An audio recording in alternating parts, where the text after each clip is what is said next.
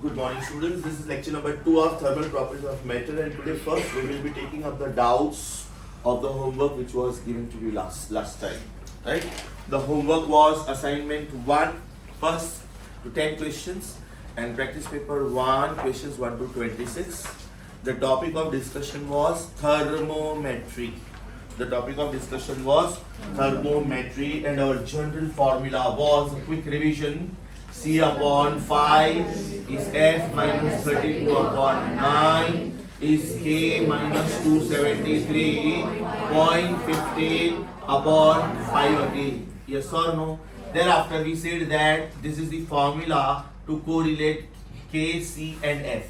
After that we said that it is not necessary that you are comparing one thermometer with the other thermometer. It can be in general scale number 1 minus lower fixed point of that particular scale upon upper fixed point of that particular scale minus lower fixed point of that particular scale is equal to scale number 2 minus lower fixed point of that particular scale upon upper fixed point of that particular scale minus lower fixed point of that particular scale. After that we said that 100 divisions on Celsius scale is equivalent to 180 divisions of Fahrenheit scale. Yes or no? और Fahrenheit scale इसका मतलब ये हुआ कि C is equal to 1.8 times F. But ये difference हुआ बेटा, difference हुआ, right? Because you are finding out distance between the lower fixed point and upper fixed point. Otherwise the formula was F is equal to 1.8 times C plus 32. That means if you know C, you can find out F, and if you know F, you can find out C. One direct simple calculation based question. What is freezing point of water or melting point of ice? 0 degree Celsius. तो बेटा इधर 0 डालो. 1.8 zeros is 0 plus 32. That means melting point of ice is 32 degree Fahrenheit. एक और try करते हैं. What is boiling point of water? 100. So 1.8 100 सा 180. मतलब उधर खाली हम लोग 1.8 टाइम्स लिख के नहीं छोड़ते हैं. Yes or no? तो इसका मतलब होता है distance between two markings, gap, right? Delta, change, yes or no? और बाद में graphically हम लोगों ने जब लिखा था, तो what was the graphical behavior of these students? What was the graphical behavior of this? If we plot graph of F versus C, is it a straight line not passing through origin? Yes. This graph is of the type F is equal to 1.8 C plus 32. That means it is of the type Y is equal to mx plus C. Right? So if we keep comparing the parameters, can I say slope of this graph is 1.8? Yes. And y-intercept is 32. Y-intercept is 32 and it is not passing through origin. So if I think about the markings, on this axis, then this marking is upper fixed point, this marking is lower fixed point, this marking is 212 degree Fahrenheit, this marking is 212 degree Fahrenheit, and this marking is 32 degree Fahrenheit. Likewise, if you go for this, so these markings, mind you. Likewise, if you go for these markings, then can I say this is 0 degree Celsius and this is 100 degree Celsius.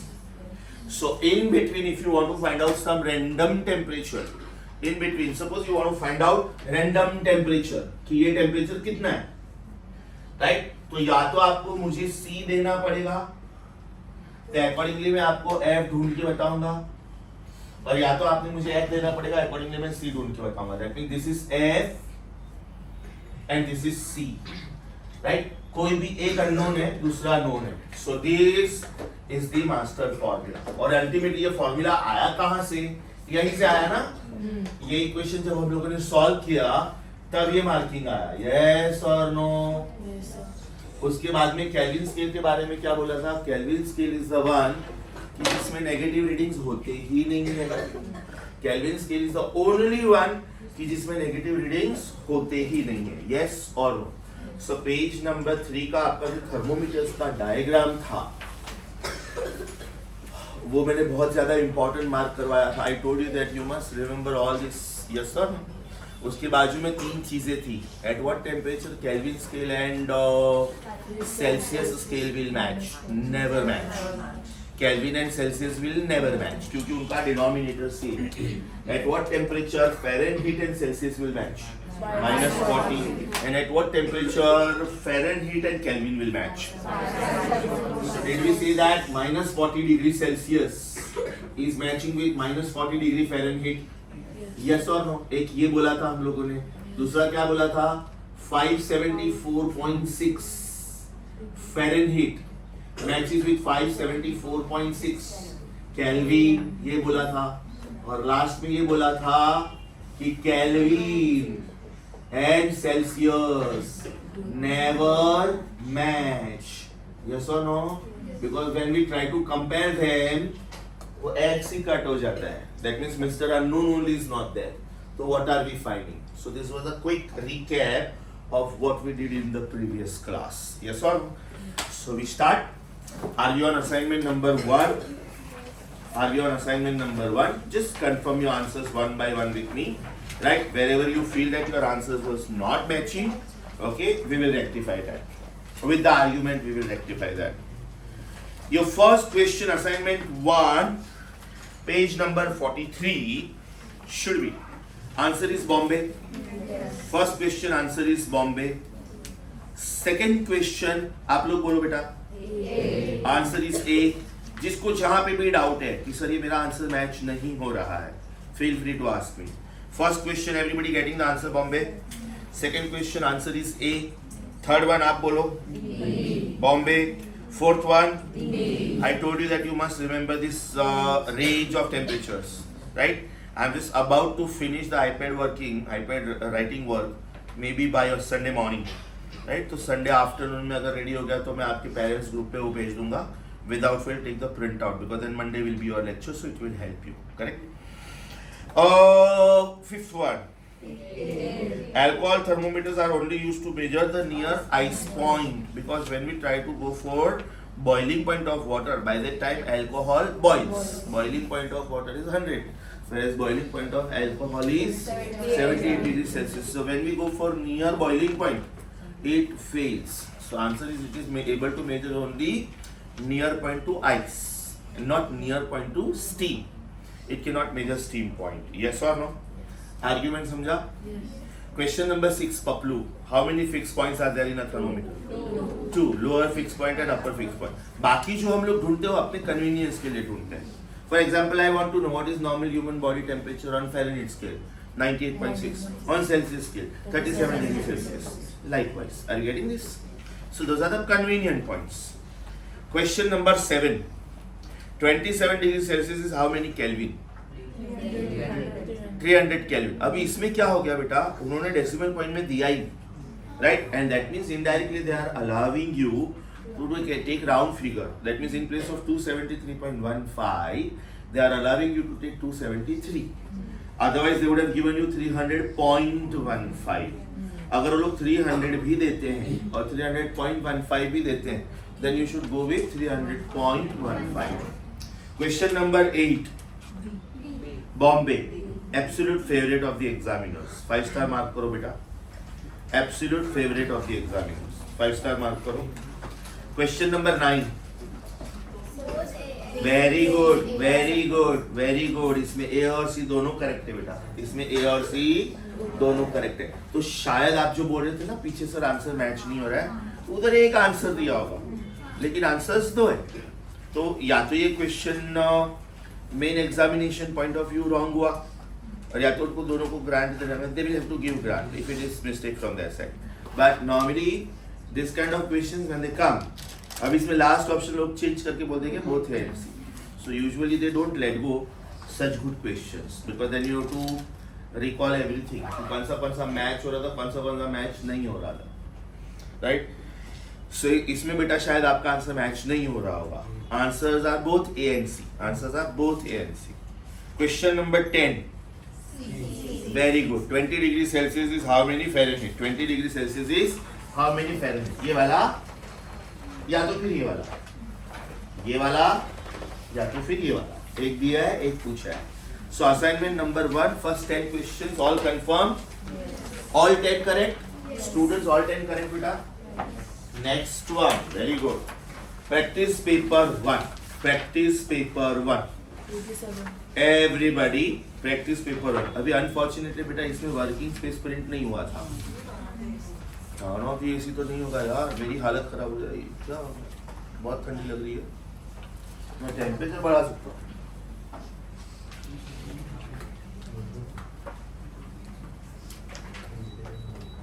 $27 कर दिया. पूछ इसको 27 है ना, उसको बोल 27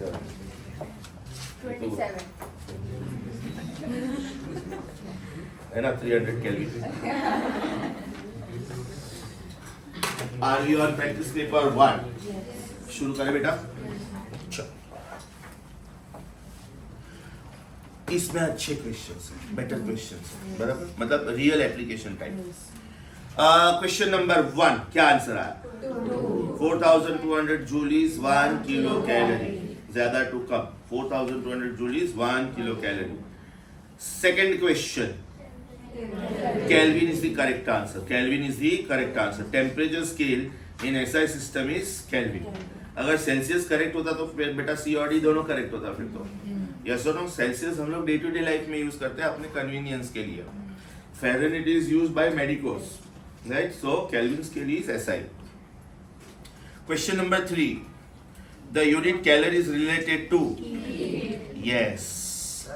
बोलो. अगर बोथ केल्विन और सेल्सियस का ऑप्शन दिया था तो भी केल्विन ही, तो भी केल्विन, बिकॉज थर्मोडायनामिक्स में, इसमें उसमें, रिसर्च फिजिक्स में, लेबोरेटरीज में they prefer kelvin. Okay. Kilometre per hour हम लोगों ने किसके लिए एडेप्ट किया है बेटा? ताकि लेमैन को भी समझ में आए. कोई बंदा ड्राइव कर रहा है तो जरूरी नहीं कि वो साइंस का स्टूडेंट है. तो जब वो ड्राइव करता है तो 10 किलोमीटर पर आवर, 20, 30, 40 वो यूजर फ्रेंडली है. Likewise Celsius is user friendly. Yes or no? Fahrenheit is respect to the medical professional who discovered this thermometer. So it is still as a respect going on. Okay. Question number 4. When two bodies are at same temperature in contact with each other, do we say that heat energy always flows from hot body to cold body? Last time मैंने एक analogous statement दिया था. Heat is similar to current. Very good. And temperature is similar to potential difference. Question number 5. अच्छा question. It is a trap. It is a trap. वो 4.2 आपको दिख के आता है सीधा. तो how many of you mark 4.2 in the first chance? 4.2 ना, बिकॉज वो ऑप्टिकल इल्यूजन है बेटा. आपको ऐसा लगता है कि हाँ 4.2 सुना हुआ है, 4200 सुना हुआ है, लेकिन ध्यान से देखो ज्यादा टू कम बोला है. सो व्हेन इट इज ज्यादा टू कम, फिफ्थ क्वेश्चन को खोपड़ी मार करो बेटा. व्हेन इट इज ज्यादा टू कम, राइट, 1 जूल is ज्यादा टू कम, मतलब you should divide by 4.2. Yes or no? You should divide by 4.2. Now can I write this as 10 upon 4.2 into 1 upon 10 to make my calculation simple? Yes or no? Multiply and divide by 10. 4.2 2s are 8.4. So this will be 2.4 into 1 by 10. That means my answer is approximately 0.24 calorie. बहुत अच्छा question था. इसमें mostly student 4.2 mark करके आते हैं, right. सो जो question दिखने में पपलू दिखता है ना, हद से ज्यादा पपलू क्वेश्चन दिखा तो डाउट योर डेस्टिनी कि can you be really so lucky. Are you getting this? खोपड़ी बात की. इसमें हाफ द क्राउड रॉन्ग आया होगा. Half the crowd. हाँ, 4.2 बहुत लोगों ने मार्क किया इसमें. Question number 6 easy. When you touch a piece of ice, it appears cold because it is going from your body to the piece of ice. That means your body is losing some heat, and therefore your brain receives that you are losing some heat because it is going out from your body.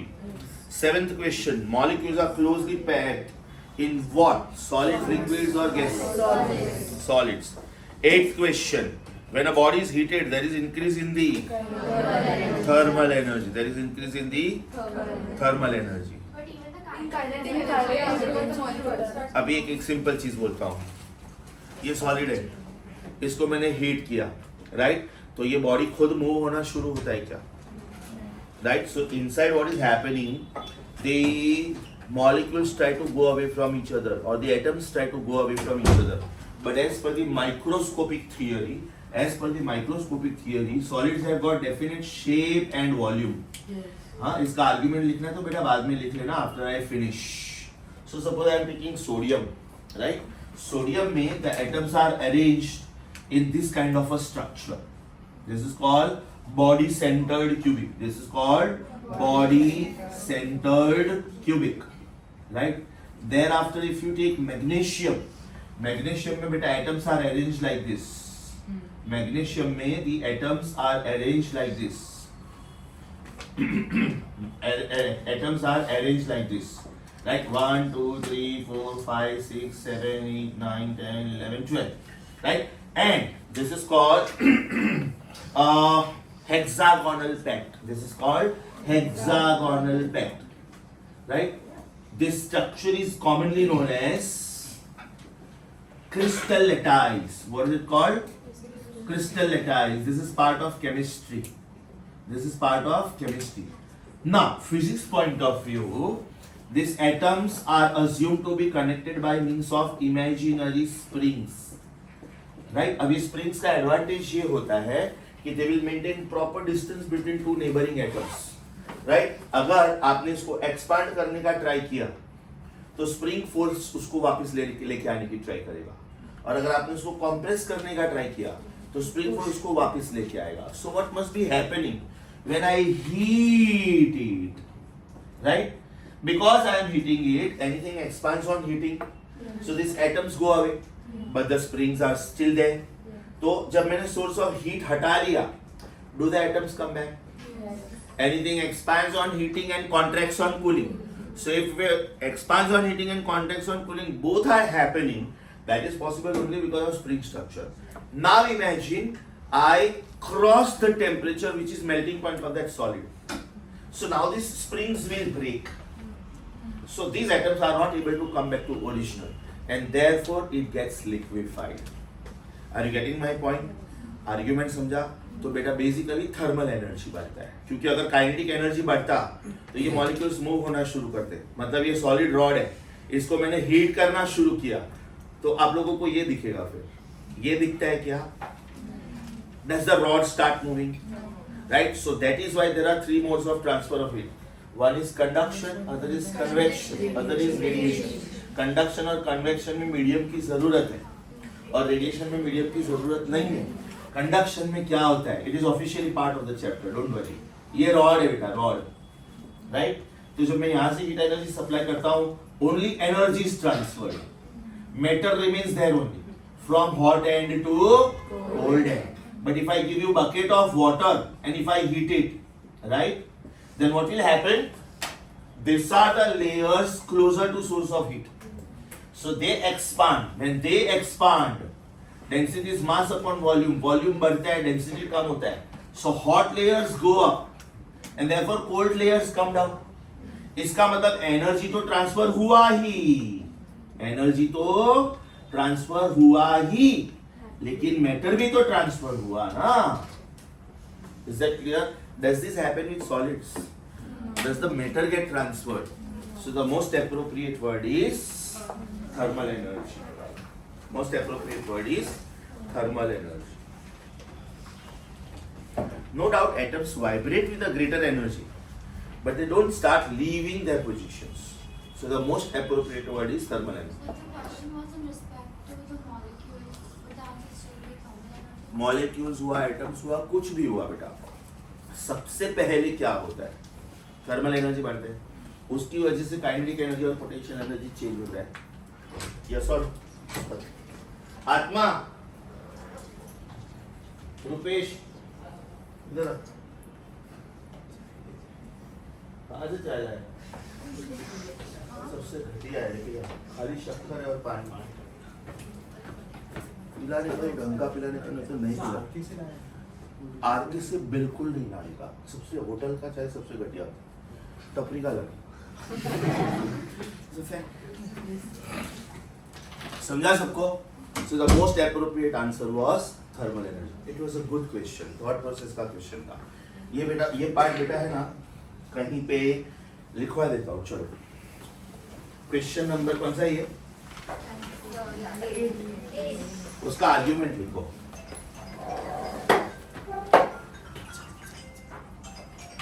हाँ, question number 8 का argument लिखो। Solids have definite shape and volume. Solids have definite shape and volume due to a concept called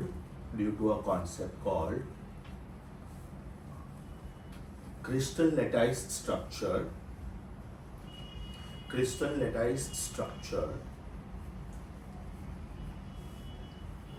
According to which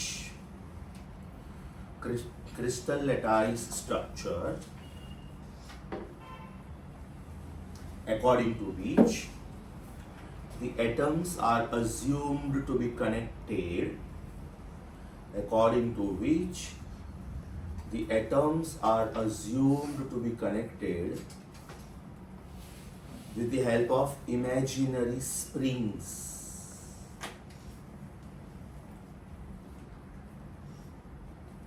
With the help of imaginary springs.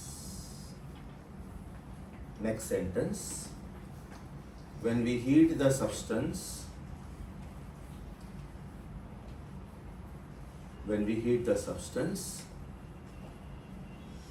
these atoms go away and the springs expand.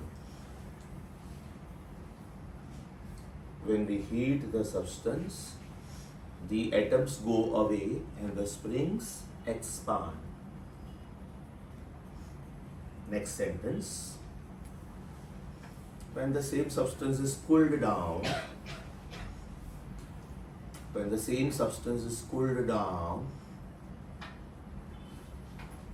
comma, the atoms come back.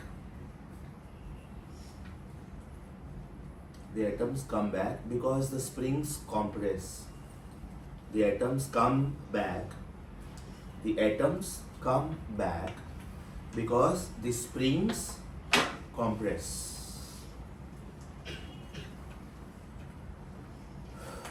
बराबर? Heating, cooling दोनों आया. This means there is overall variation in thermal energy.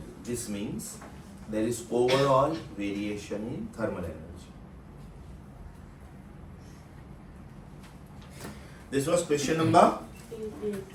8. Question number 9. So, बोलो. question number 8 में that mentioned up to the boiling point, and if they given an option of both A and B, so will we take both A and B? हाँ, then you have to take both. हाँ, इसमें बेटा जब तक वो लोग सिर्फ ये बोलते हैं कि when it is heated, that means we are taking care that we are not crossing the melting point or boiling point. Otherwise, so there is no limit. Gaseous state के बाद भी plasma state आता है. If you think about ionization also will come then. It will be a contradictory question. Yes, sir. Because some electrons will be lost from the orbit. Question number, this was 8. 8 का answer था 3. 9 easy. Temperature 10 easy. minus 273.15 नहीं दिया है तो minus 273. 11th. Freezing point of water. Correct. वो scalars नहीं हो, misprint है वो word. It is scales. I am sure you must have understood. In Celsius and Fahrenheit, scales, not scalars. Question number 12. 1 degree Fahrenheit at on Fahrenheit होना चाहिए, 1 नहीं होना चाहिए, on होना चाहिए. So again it's a misprint. Red pen please. Somebody red pen.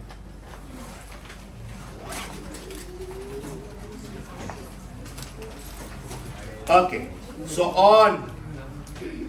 on Fahrenheit scale, the boiling point of water is 212.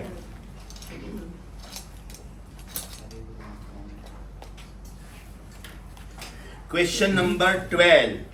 The answer was C. Question number 13. Answer is first option. Question number 14. Answer is 3. इसमें भी बेटा है ना, एक बहुत students mark करके आते हैं. Be very careful. इसमें बहुत स्टूडेंट्स ए मार्क करके आते हैं. That is 0 kelvin. Yes, -273 degree Celsius. 0 kelvin is -273 degree Celsius. Question number 15, here you are. एक लास्ट टाइम मैंने फॉर्मूला दिया था, वापस दे देता हूं, याद करो। Did we say number of divisions on one scale, number of divisions on one scale into size of the division should match with number of divisions on the other scale, right? Into size of the division. Let me make it very simple for you, very simple for you. ये bench का size fix है बेटा, right? Suppose a slim student sits over here, right? Then can I say more number of students can be adjusted, but student of my size can I say less number of students, yes और no? मतलब यहाँ पे suppose पतले 4 students बैठ सकते हैं, तो मेरे साइज के 3 स्टूडेंट्स बैठेंगे. So the greater the size of the scale, can I say less number of divisions can be adjusted. अब जैसे मैं आपको सेल्सियस स्केल देता हूं और थर्मोमीटर अपना फ़ारेनहाइट स्केल देता हूं, दोनों थर्मोमीटर का लेंथ एकदम सेम है, बराबर, लेकिन इसको 100 इक्वल पार्ट्स में डिवाइड किया हम लोगों ने, सेम इसको 180 पार्ट्स में डिवाइड किया है. तो इधर दो स्केल के बीच में गैप जो होगा ना, इधर वो गैप कम होगा. So less the size of the division, can I say more divisions can be adjusted, more the size of the division, right. इसका मतलब उन्होंने साइज ऑफ स्केल को शायद एक्स बोला है, राइट, सेल्सियस स्केल में. तो इसको मैं ऐसे लिखता हूं, degree Celsius, degree Fahrenheit, degree Fahrenheit. This is the best way of writing it. What are number of divisions on this scale? 100. उसका साइज एक्स बोला है उन्होंने, चेक करो. This should be, how many divisions are there? 180, और उसका size Y बोला है. So X is 1.8 Y. अब ये क्वेश्चन रिस्की क्यों है मालूम है? ये एग्जामिनर के लिए चेंज करना बहुत इजी है, खाली x और y इंटरचेंज कर देंगे, then your answer will be y is equal to 1.8x. इसका मतलब it is always safe to write this formula, it is always safe to write this formula. If you want, I suggest, वो तो thermometer का diagram है ना, वो diagram के ऊपर नीचे किधर ऐड कर दो ये, बिकॉज एक ऑप्शन वो लोग देते हैं x इज 1.8y और एक देते हैं y इज 1.8x. तो किसका साइज x है और किसका साइज y है वो बहुत ज्यादा इंपॉर्टेंट है. किसका साइज x है और किसका साइज y है वो बहुत ज्यादा इंपॉर्टेंट है.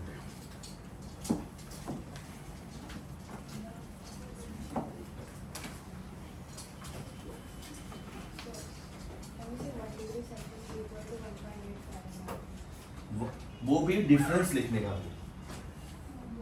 अगर वो लिखना है तो डिफरेंस लिखने का. चले या x इज 1.8. ये तो मैं खाली केयरफुल रहने के इसलिए बोल रहा था कि वो c और f होता तो मुझे दिख के आता. यहाँ पे उन्होंने x और y यूज किया, वो चेंज कर सकते हो, इंटरचेंज कर सकते हो.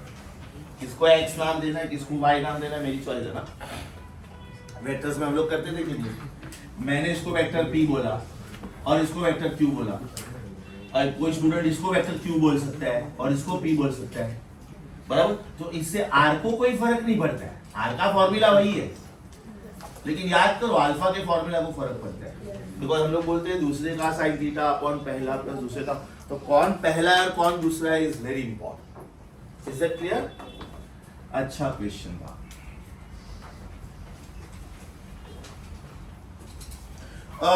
This was question number, sorry, 15. Are we on question number 16? बेटा ये लाइन से मस्त क्वेश्चंस है, 16 से लेके 20 तक सारे के सारे मस्त क्वेश्चंस है, because this are actual applications कि how do we convert one reading into the other reading. तो 16 to 20 सब मस्त क्वेश्चंस है. शुरू करो. The length of mercury thread thermometer rises by 12 centimeter when it is transferred from ice to steam. तो बेटा ice मतलब LFP हो गया और स्टीम मतलब UFP हो गया. तो क्वेश्चन नंबर 16 में आइस टू स्टीम का मतलब हो गया it is transferred from a point at 0 degree Celsius to the point at 100 degree Celsius. और ये जो स्केल की साइज है ना, size, that size is 12 centimeter. You know what does this mean? Temperature difference of 100 degree Celsius is equivalent to 12 centimeter. बराबर? मैंने बोला था ना कि जरूरी नहीं है कि दोनों स्केल थर्मोमीटर हो. यहाँ पे एक स्केल थर्मोमीटर है और एक स्केल मीटर स्केल है. यहाँ पे एक स्केल थर्मोमीटर है और एक स्केल है. तो what is expected? What is the length of 1 degree? What is the length of 1 degree? So can I say therefore 1 degree centigrade is equivalent to 0.12 centimeter? Right? 0.12 centimeter. Or else can I say it is 1.2 millimeter? मुझे पता नहीं उन्होंने centimetre में दिया कि नहीं. बराबर? तो 16th question your answer is option 3. 16th question your answer is option 3. 17th question. 17. जिनको आ गया खाली क्रॉस चेक करो, जिनको नहीं आया ये पांचों के पांचों सॉल्यूशन में लाइन से लिखता हूं बोर्ड में. राइट? रुक जाओ, पहले समझो. On a Fahrenheit scale, the distance between the ice point and steam point is 18 centimeter. एक ही बात हो गई ना बेटा. But this time this is Fahrenheit scale. This time this is Fahrenheit scale. तो Fahrenheit scale में what is the ice point? What is the ice point? And what is the steam point? Can I say this is 32 degree Fahrenheit and this is 212 degree Fahrenheit? इसका मतलब this distance is given. How much is that distance? 18 centimeter. Right? So now can I argue? Can I argue? Delta theta is not 100 now. 180 degree Fahrenheit is equivalent to 18 centimeter. I think every centimeter मतलब कितना ये पूछा होगा? क्या पूछा है? Oh, wow. इसका मतलब 1 centimeter is 10 degree Fahrenheit. Right? And therefore half centimeter should be the answer there. Yes or no? अच्छा, what is the size of? Answer will be half. Answer will be half. Correct. So answer will be half. बोलो. I calculated in Celsius first and converted it to Fahrenheit. Come again. I calculated it in Celsius first and then converted. Absolutely perfect, because there is a relation between Celsius and Fahrenheit. So if you calculate this in Celsius first and then you convert it into Fahrenheit, absolutely no problem. समझा सबको? 17th question समझा बेटा? 1 degree Fahrenheit. 1 degree Fahrenheit. ये ध्यान से रखो. 10 degree Fahrenheit is 1 centimeter. इसका मतलब 10 millimeter. Right? 10 degree Fahrenheit is 10 millimeter. 1 centimeter is 10 millimeter. Therefore, 1 millimeter is 1 degree Fahrenheit. Yes or no? This is the conversion. तो उन्होंने half degree पूछा है. And therefore, half millimeter is equal to half degree Fahrenheit. समझा? क्योंकि उन्होंने half degree पूछा है. समझा कि वापस बोलूं पूरा? Super sure? So आपका 17th question अच्छा था. 17 खतरा. 17th question nice, really nice. Your answer should be option Bombay. Second option. Your answer should be second option. Question number 18. Question number 18. An ordinary mercury thermometer is first put in a beaker containing melting ice होना चाहिए वो. Melting ice ही है ना? Dry ice नहीं होना चाहिए बेटा. Dry ice is your fire extinguisher. That is solid carbon dioxide. उसको melting करो. वो word wrong है. Make it melting please. And then it is transferred into a beaker containing hot water. That means obviously the temperature difference is 100. The mercury thread rises to 4/5 of the distance. Very beautiful question. Very beautiful question. ध्यान से देखो बेटा, ये thermometer है, बराबर, और उसको वो लोग साथ साथ में लेंथ के साथ कंपेयर कर रहे हैं. Right? This length, distance between LFP and UFP is called length of the thermometer. बराबर? But they are saying mercury is rising up to 4/5 of the length. Mercury is rising up to 4/5 of the length. So can I say 4/5 of the length is equivalent to 4/5 of UFP minus LFP, right? Because this reading is 100 degrees Celsius and this reading is 0 degrees Celsius. right? So will it read 80 degrees Celsius? Right? Will it read 80 degrees Celsius? Your answer should be option 2. Your answer should be option 2. Sir, Bolo. we can do that by reading the options also, na? 0 degree won't be the answer, 100 degree won't be the answer. Perfect. And Perfect. 125 will be out of the scale. लेकिन वो थोड़ा risky हो जाता है बेटा, क्योंकि option मैं ऐसे नहीं दूंगा. मैं 3/5, 2/5, 1/5, 4/5 ऐसे दूंगा. मतलब मेरे ऑप्शन होंगे 20, 40, 60, 80. मैं ऐसे ऑप्शन दूंगा ही नहीं कि तुम्हारा लॉजिकल थिंकिंग से आंसर आ जाए. Yes or no? You must have seen that in my papers, right? कुछ ना कुछ मस्ती चलती रहती है मेरे क्वेश्चन के साथ. Question number 19. The distance between upper fixed point and lower fixed point is 80. ये इस बार उन्होंने बोला है 80, मतलब नॉर्मली 100 होता है. Yes or no? So 19th question में distance between lower fixed point and upper fixed point, UFP, LFP, 0 degree Celsius, 100 degree Celsius, ये distance कितना है? 80 सेंटीमीटर. बराबर 80 centimetre. Then the temperature on Celsius scale, height is equivalent to 10.4. If 80 centimetre, ध्यान से देखो बेटा, is equivalent to 100 degree Celsius, then 10.4 centimeter is equivalent to how much? Unitary method. 80 के लिए 100, तो 10.4 के लिए कितना? So can I say कितना is 10.4 into 100 upon 80? This is 5/4. Yes or no? This is 21 fours are. So this is 2.1. So accordingly your answer should be right. कुछ गड़बड़ हुआ मेरा calculation?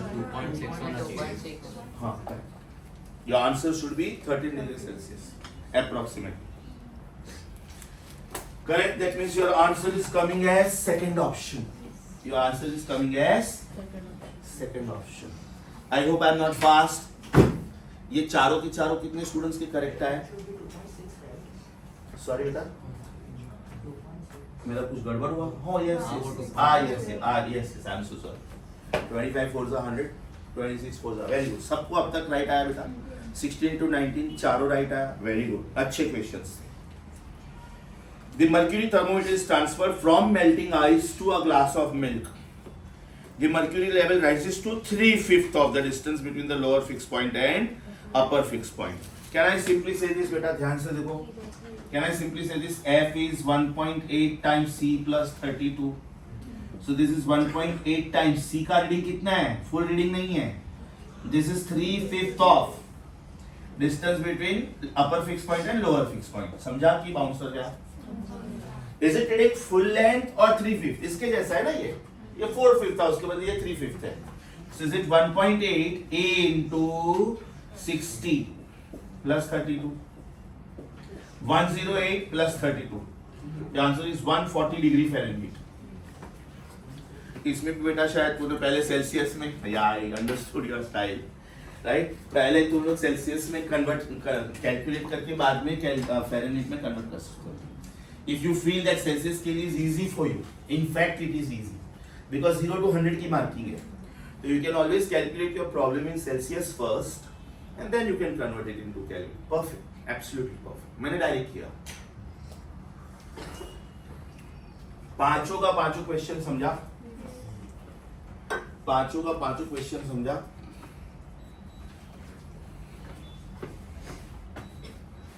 Now I am feeling well. बोलो. Sir, 28 वाले में why can't we do 3/5 into 180? That gives answer as second option. नहीं आ सकता ना बेटा. 32 ऐड नहीं करेगी मतलब तूने सिर्फ डिफरेंस, इतना डिफरेंस इज इतना डिफरेंस. एक बहुत मस्त चीज बोलता हूँ, एकदम ध्यान से सुनो बेटा.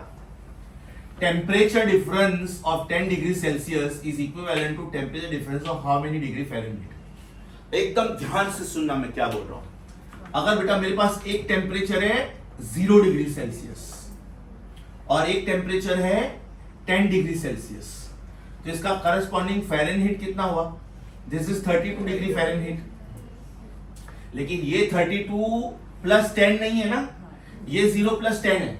लेकिन ये सामने 32 प्लस 10 नहीं है, because it will be 1.8 10s plus 32. That means this will be 50 degree Fahrenheit. Yes or no? Because divisions are not equal. Exactly, divisions are not equal. तो किसने बोला कि बेटा ये मैं कर सके, तो मेरा आंसर ही आया. आपका आंसर 108 आया क्योंकि आप 32 ऐड करना भूल गए. रीजन आपको डिफरेंस नहीं पूछा गया था, वो वैल्यू पूछा गया था. डिफरेंस नहीं पूछा गया था, वो वैल्यू पूछा गया था. कैन आई से 10 डिग्री का डिफरेंस इज 18 डिग्री फ़ारेनहाइट. अब ये तू करती जा.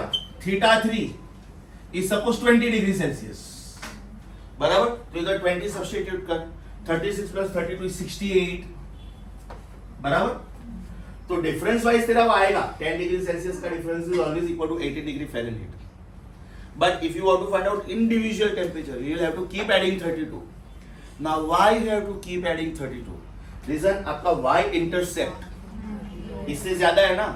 ये 0 से शुरू होता है, तो ये हमेशा 32 से शुरू होता है. Is that clear? So if you want to find out individual temperature, single value, then you must add 32. फर्क समझा बेटा? आप लोग ये फॉर्मूला ध्यान से देखो, ये और ये ध्यान से देखो. इसमें 32 नहीं आता है क्योंकि जब मैं कोई भी दो रीडिंग का डिफरेंस लूंगा ना, वो 32 कट हो जाएगा. यस और no? Let me prove it. Let me prove it. It is very simple. Last question of the discussion. Let me prove it. F1 is 1.8 C1 plus 32. F2 is 1.8 C2 32. ये मैंने difference लिया बेटा, तो ये गया ना. Xy delta F is 1.8 delta C. You see what I see? क्योंकि मैंने दो रीडिंग का डिफरेंस लिया. लेकिन जब मैं सिंगल टेम्परेचर लेता हूं तो मुझे 32 ऐड करना चाहिए कि नहीं? आई स्ट्रांगली सजेस्ट बेटा, जिनको इसके और इसके बीच में कंफ्यूजन है, you should take down this proof. It's a very small proof. Last question is the same for this. Last question इसके ऊपर है. टेम्परेचर डिफरेंस पूछा है. Very good, very good. तो उसका प्रूफ हो गया. Can you please tell me question number 26. Question number 26 ऐसा ही है क्या? देखो बेटा जरा सब लोग, प्रैक्टिस पेपर 1 का क्वेश्चन 26 ऐसा ही है, तो फिर ये प्रूफ सेपरेटली मत लिखना, वो टाइम पे लिख लेना, नो प्रॉब्लम. ये दोनों फैक्टर में स्टूडेंट्स कंफ्यूज होते हैं. 32 कब ऐड करने का और 32 कब ऐड नहीं करने का. इंडिविजुअल टेम्परेचर है तो ऐड करने का, डिफरेंस है तो वो डिफरेंस कट हो जाता है ना. 32. This was by the way 20, correct? ये जो क्वेश्चंस बेटा हम लोग क्लास में डिस्कस कर रहे हैं ना, और जो सिंपल है उसका मैं प्रिंटेड सोल्यूशन नहीं दूंगा. नॉर्मली मैं प्रैक्टिस पेपर्स के सोल्यूशंस देता हूँ, लेकिन जो मुझे लगता है मैंने पूरा का पूरा क्लास में डिस्कस किया है, राइट. स्टूडेंट को जो नहीं आता था, स्टूडेंट ने बोर्ड से कॉपी किया है, तो I will not give you those solutions. बराबर. Hopefully I have written this solution in fair book, या तो बुक के बाजू में, क्वेश्चन के बाजू में, जो भी है, बराबर. But make sure you are writing clear solution. चलो, are we on question number 21? Are we on question number 21? अब तक जितना भी क्वेश्चन डिस्कस किया सब समझा बेटा? असाइनमेंट के फर्स्ट 10 क्वेश्चंस एकदम बेसिक थे, मतलब जनरल नॉलेज. प्रैक्टिस पेपर 1 के क्वेश्चंस एप्लीकेशन बेस्ड थे, so they were much better questions. Are we on question number 21?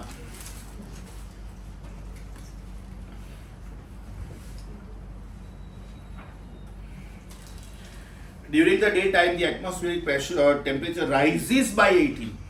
Rises मतलब ये change हुआ ना बेटा? Then the corresponding rise in Celsius. Very good. तो 21 और 26 सेम हुआ. 21 और 26 सेम हुआ बेटा. 21 और 26 सेम हुआ. बराबर? तो 18 डिग्री फ़ारेनहाइट का rise is equivalent to 10 degree Celsius का rise, because 1.8 is equivalent to 1. 21 में बोलो सॉल्व 26. 26 का आंसर दो बेटा. A substance is heated from 30 degree Celsius to 85 degree Celsius.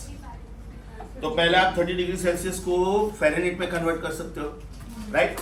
What will be question number 21 है, कौन सा है? 26. ध्यान से सुनो बेटा. टेम्परेचर किसमें दिया है उन्होंने? अच्छा, सो कहने से F1 is 1.8 times C1 plus 32. F2 is 1.8 C2 times 32 plus 32.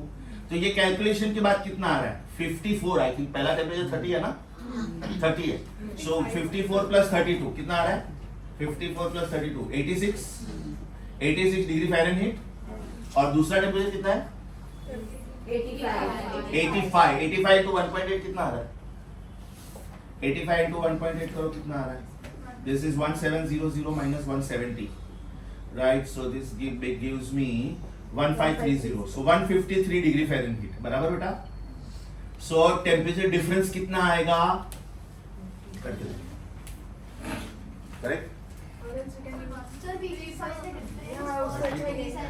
वही हो गया अल्टीमेटली वही हो गया डेल्टा ये वाला फॉर्मूला करेक्ट तो you can do both ways दो टेम्परेचर डिग्री सेल्सियस में दिए है उन्होंने या तो इसको डायरेक्ट ये टेम्परेचर डिफरेंस कितना है 55 into 1.8 99 सीधा आ जाएगा बेटर वन स्टेप मेथड वो टेम्परेचर डिफरेंस था मैंने इंडिविजुअल टेम्परेचर किया तो वो लेंथी हो जाएगा temperature difference of 55 degree Celsius is equivalent to 55 into 1.8 99 degree Fahrenheit. Question number 22. Temperature difference of 1 degree Celsius is equal to 1.8 degree Fahrenheit. Yes or no? So answer is fourth option. Question number 23. Normal human body temperature is 98.6 Fahrenheit. So obviously it is 37 degree Celsius. Temperature at which centigrade and Fahrenheit scale will match. -40. 100 degree Celsius in Kelvin 373.15 बराबर and finally अपना ये question तो हो गया ना so with this thermometry part is over अभी thermometry part एकदम छोटा था तो उसके साथ साथ में असाइनमेंट 1 में और प्रैक्टिस पेपर 1 में they have given the material of ideal gas equation Boyle's law Charles law and Gay-Lussac's law right very easy part total focus over here have you heard about gas laws in school the way we have got p as x, y, z as Cartesian coordinates or position coordinates. The way we have got this coordinates as Cartesian coordinates which give you idea about position of the particle. Likewise, in thermodynamics, we have function related to pressure, volume and temperature. And these are known as thermodynamical coordinates. These are known as thermodynamical coordinates. This is called pressure. This is called volume and this is called don't say temperature. This is absolute temperature and that was the reason we came across one question what is the SI unit of temperature. We mark the answer as Kelvin. That means Celsius is a convenient unit. तो बेटा इसको compulsorily whether they tell you this or no you have to compulsorily express the answer in Kelvin. मतलब gas laws में when you talk about gas laws mind you expression of temperature in Kelvin is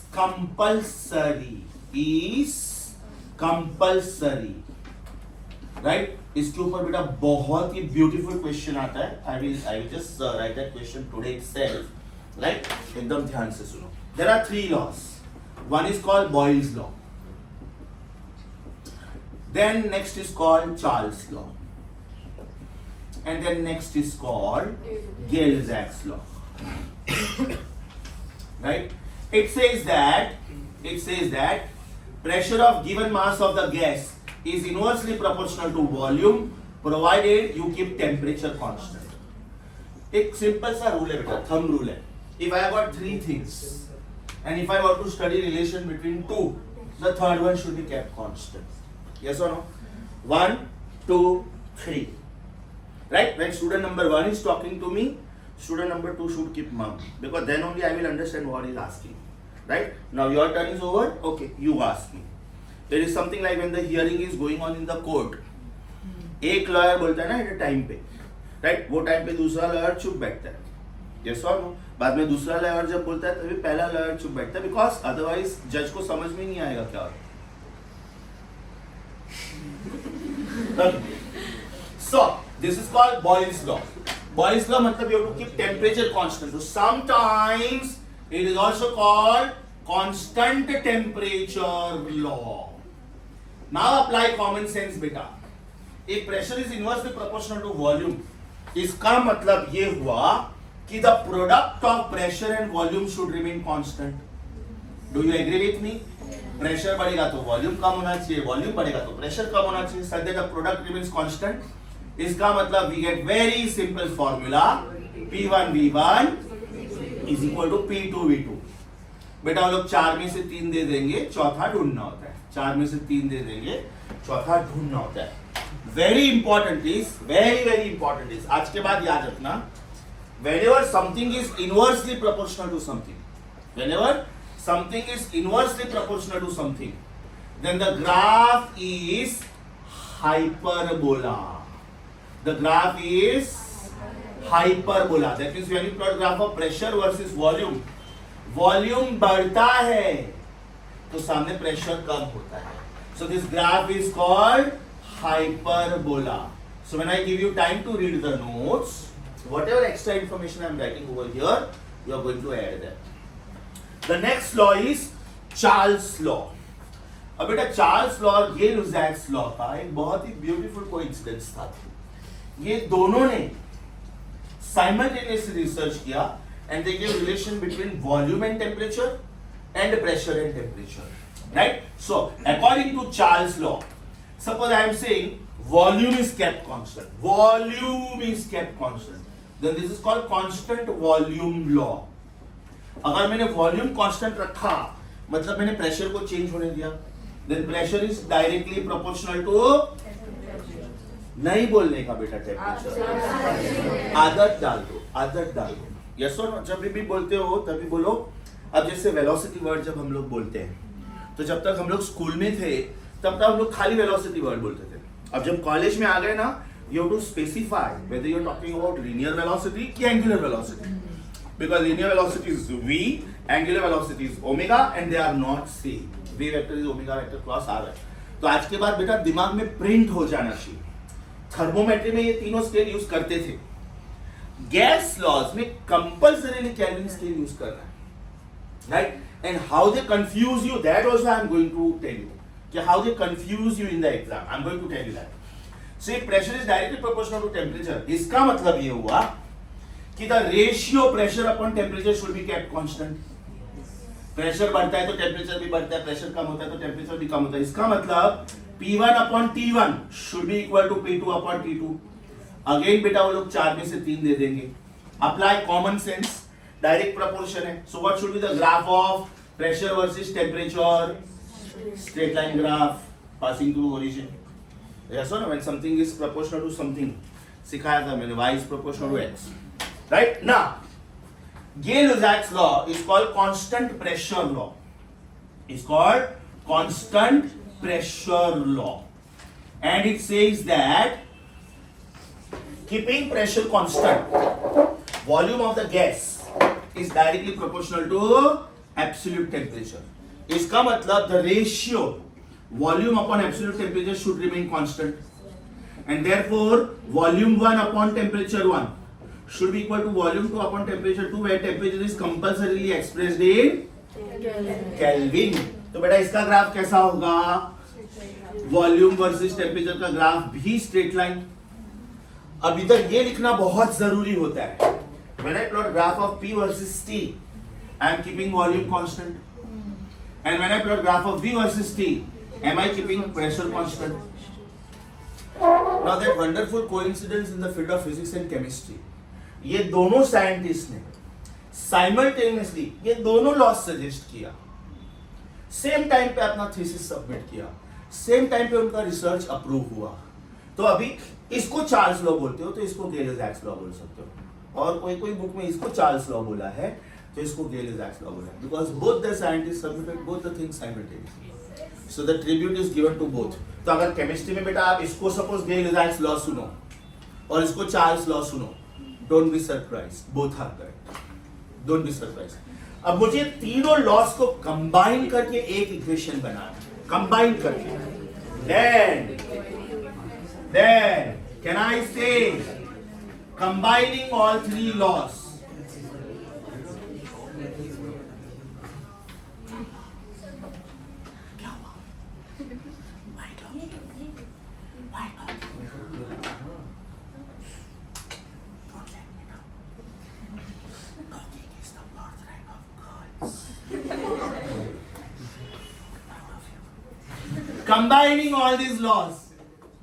combining all these laws, we get PV upon T is constant. सोचो बेटा, इसमें तीनों का तीनों आ गया. आप एक को हाइड करो तो लॉस होते जाएंगे. टेम्परेचर को हाइड करो, देखो बॉयल्स लॉ मिल गया.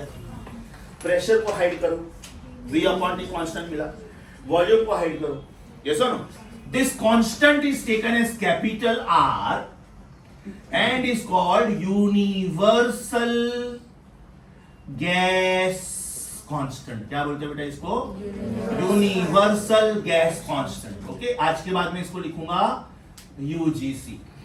And this value is 8.314 joule per mole per Kelvin, या तो 8314 joule per kilomole per Kelvin. Chemistry वाले मोस्ट ऑफ द टाइम ये यूज करेंगे, because they normally talk in terms of mole of a gas. Physics वाले most of the times ये use करेंगे, लेकिन दोनों भी यूज कर सकते हैं. माइंड यू, दोनों का मतलब सेम है बेटा. कॉमन सेंस अप्लाई करो. What is 1 kilo mole? 1000 mole. So 8314 upon 1000 आ गया ना? यस और no? And therefore, when I write the equation, is the equation PV is equal to RT? Is it PV is equal to RT? इसको बोलते हैं ideal gas equation for 1 kilomole of a gas. What is it? Ideal gas equation for 1 kilomole of a gas. तो अगर ये 2 kilomole of a gas होता तो इधर आप 2 लिखते, 3 होता तो 3 लिखते, 4 होता तो 4 लिखते.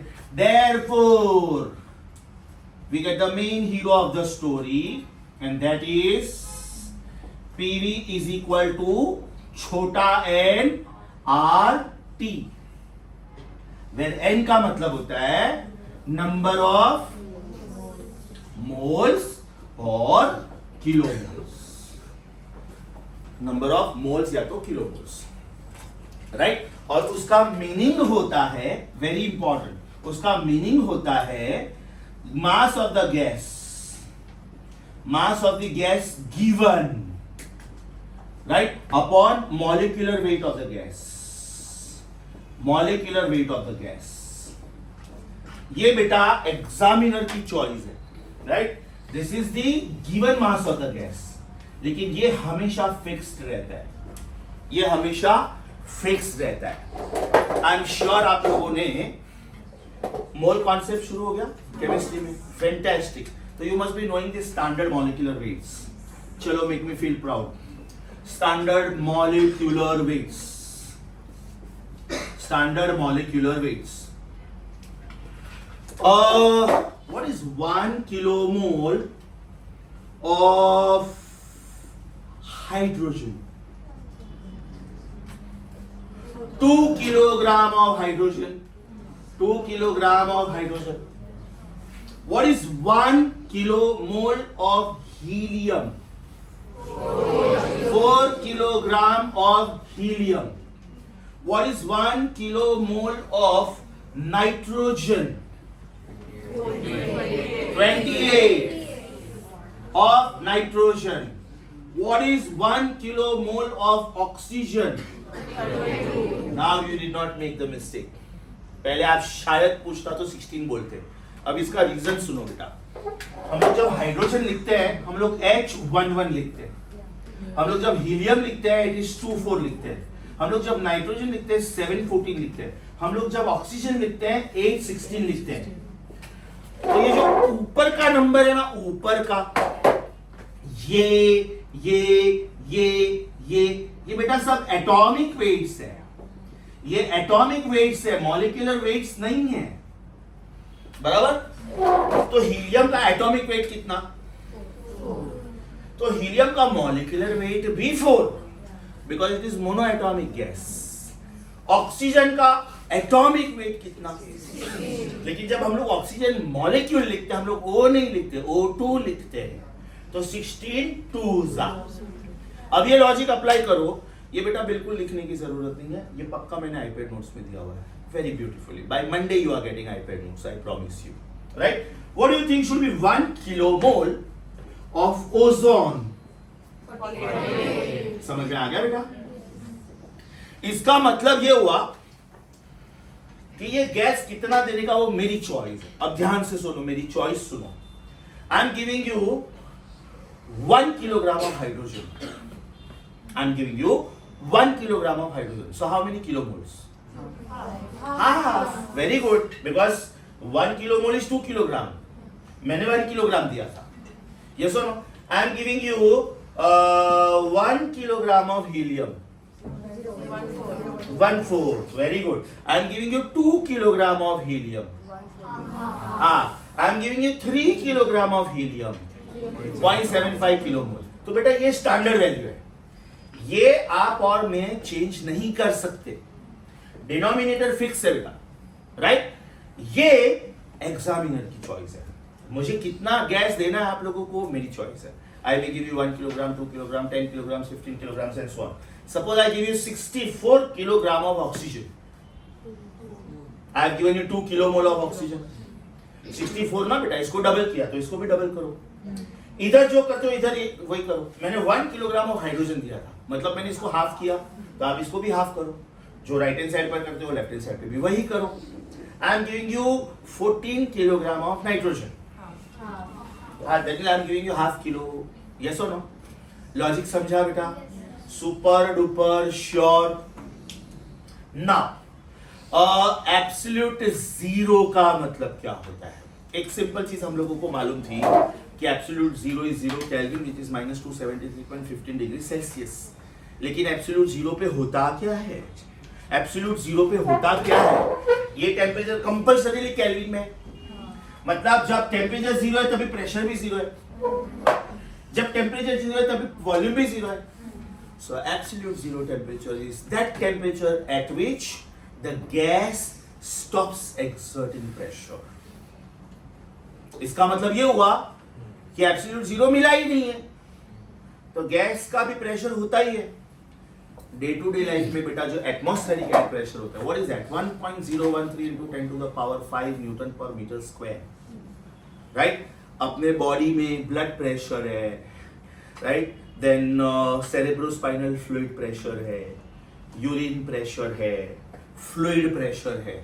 अपने ये जो बॉडी के प्रेशर्स है ये एटमॉस्फेरिक प्रेशर के साथ मैच हो रहे हैं, that's why we are comfortable, right?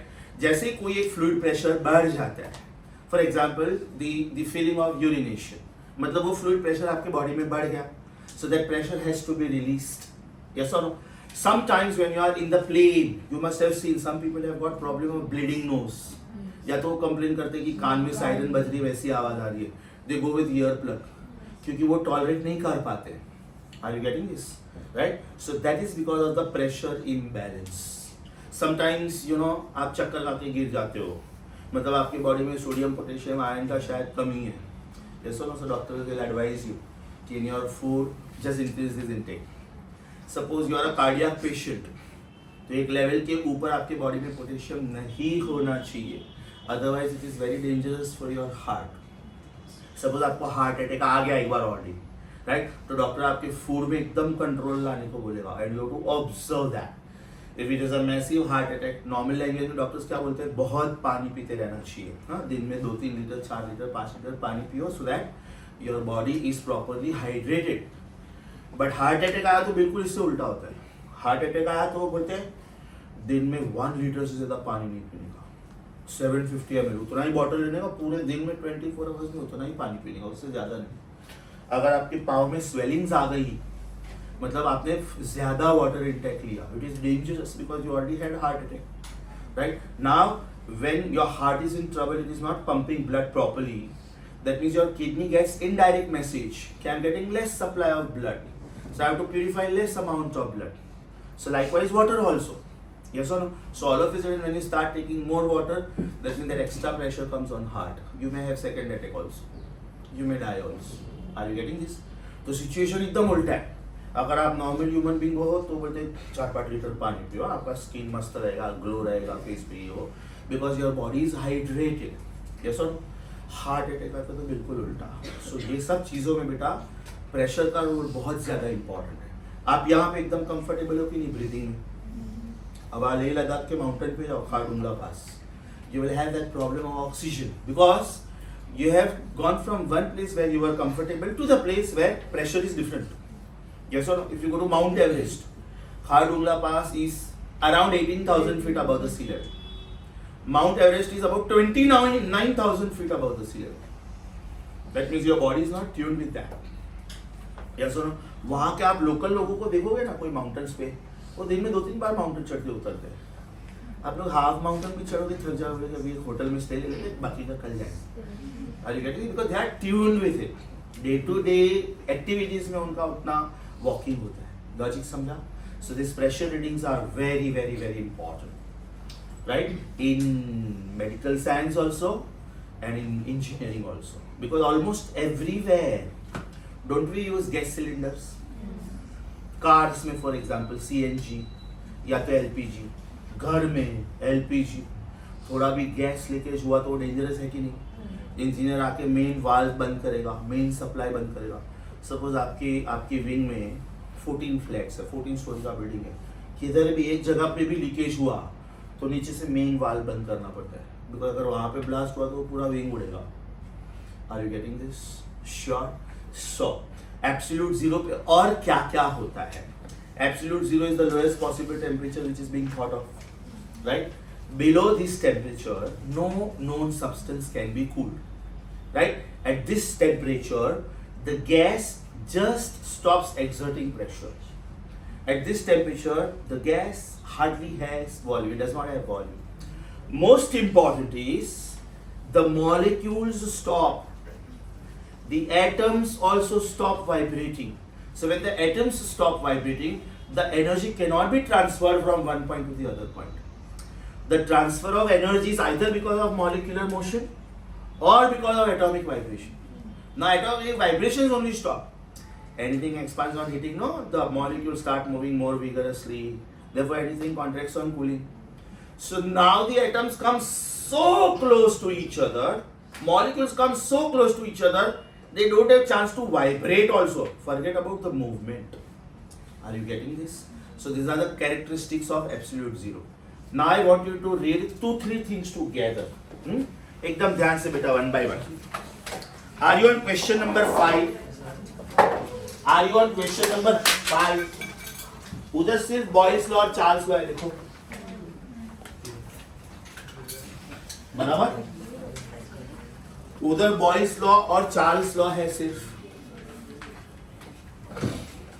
ये लुजाक्स लॉ दिया नहीं बिकॉज रिसर्च साथ में हुआ था, तो मैंने आईपैड नोट्स में दिया हुआ है, नीचे दिया हुआ है, एकदम मेन स्ट्रीम में नहीं दिया हुआ, एकदम नीचे दिया हुआ, बराबर. आई सजेस्ट ये तीनों ग्राफ्स प्लॉट करो. What is graph of pressure versus volume? Hyperbola. What is graph of pressure versus absolute temperature? And what is graph of volume versus absolute temperature? दोनों इसी बन रहे तो तो दीजिएगा. हाँ, कोई भी एक बंद करता हूँ, टेम्परेचर एवरेज हो जाएगा. तुम्हारा लग, मेरा फिंगर जो भी स्विच पे जा. चल, सो क्वेश्चन नंबर 5 डन. क्या हुआ इसको? Question number 5 done. बुक में से मैंने क्या क्या सिखा दिया वो टिक करवा रहा हूँ मैं। क्वेश्चन नंबर 5 डन बेटा, टिक करो। और ये 3 ग्राफ्स प्लॉट करो। एक्स एक्सिस पे कैपिटल टी लिखना, स्मॉल टी मत लिखना। एक्स एक्सिस पे कैपिटल टी लिखना, स्मॉल टी मत लिखना।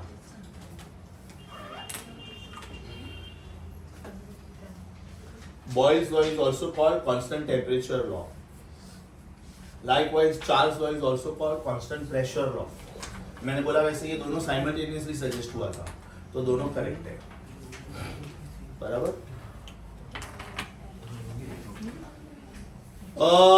ये पार्ट बेटा मैंने आईपैड नोट्स में दिया हुआ है, सो नो नीड। एक काम करो, ये इक्वेशन के बाद लिखो, टी का डो आरटी लिखा ना, उधर लिखो for more details refer iPad notes.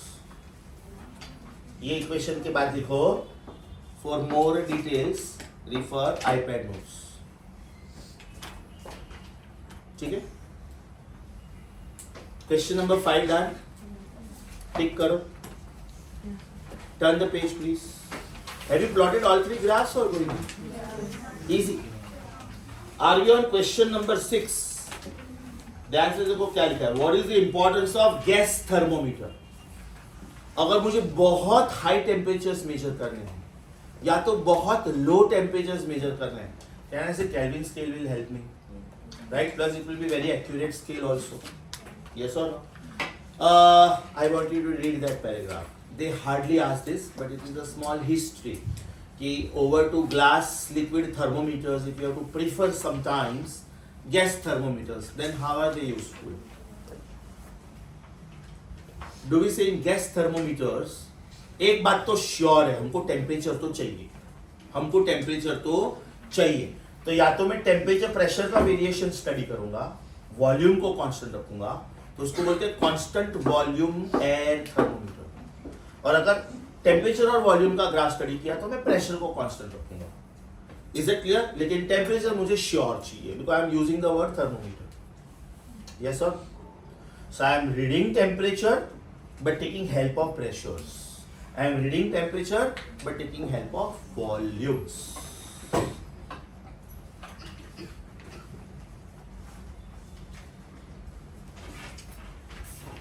So question number 6 done.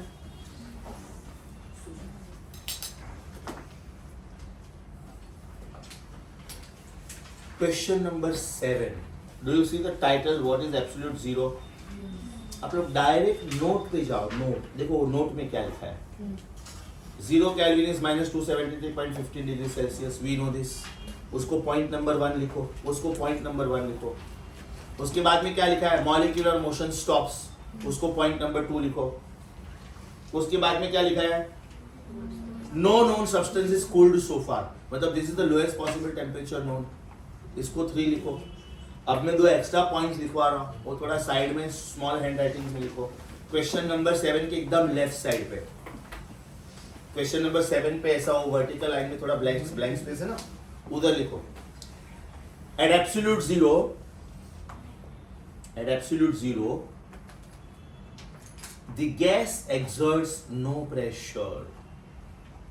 Eight absolute zero the gas exerts no pressure. Next and the last point लिखो, at this temperature, at absolute zero, the energy cannot be transferred. अच्छा, why is the energy not transferred, by the way? Because molecules don't move, atoms don't vibrate. At this temperature, the energy cannot be transferred. Therefore, the substance possesses minimum possible energy. Therefore, the substance possesses minimum possible energy, which is called zero point energy. ऐसे नहीं लिखने का, spelling लिखने का, ऐसे मत लिखना, no.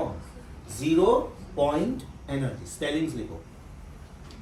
At this temperature the substance possesses 0 point energy. समझा? 0 पॉइंट एनर्जी। अभी आज का लास्ट पार्ट, कुछ नहीं करना है बेटा, आप लोग सिर्फ ग्राफ्स देखो। आपका लेफ्ट ग्राफ है प्रेशर वर्सेस टेम्परेचर और आपका राइट ग्राफ है वॉल्यूम वर्सेस टेम्परेचर। दोनों ग्राफ का बिहेवियर देखो। वो जो डॉटेड लाइन है ना, डॉटेड लाइन, उसका मतलब ये होता है कि ये हमने एक्सटेंड किया हुआ लाइन है, राइट। वो दोनों ग्राफ में वो एक्स एक्सिस को किधर टच होता है देखो।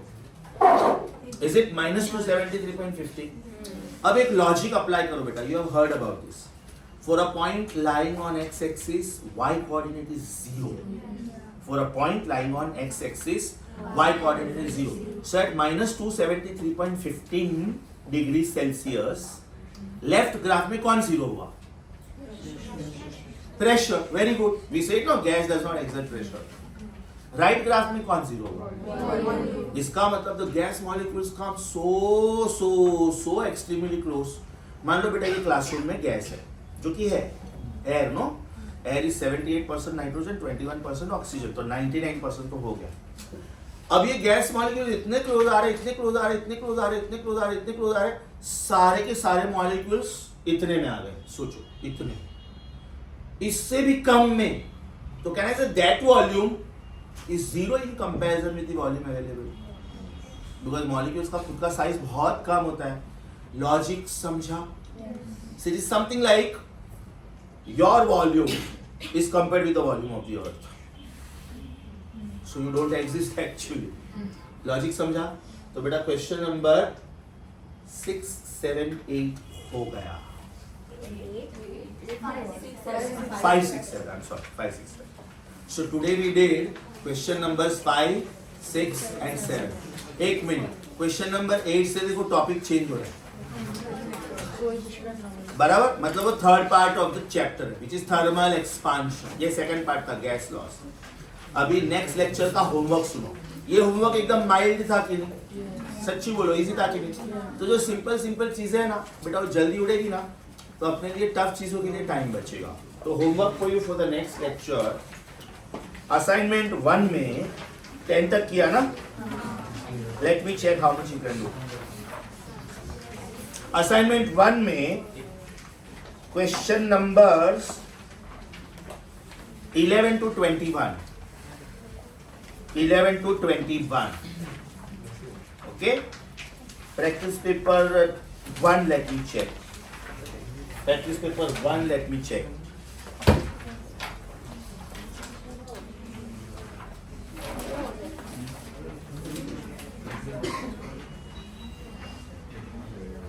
प्रैक्टिस पेपर 1 में लास्ट टाइम 26 तक दिया था। So now you can solve